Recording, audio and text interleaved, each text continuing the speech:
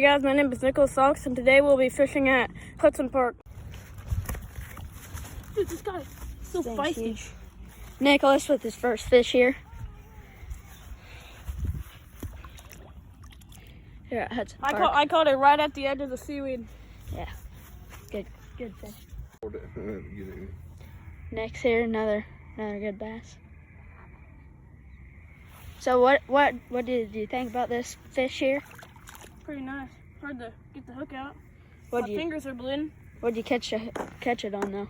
Popper. Copper. It's shine on my finger. Hey guys, so today was a good day fishing. We caught 2 bass.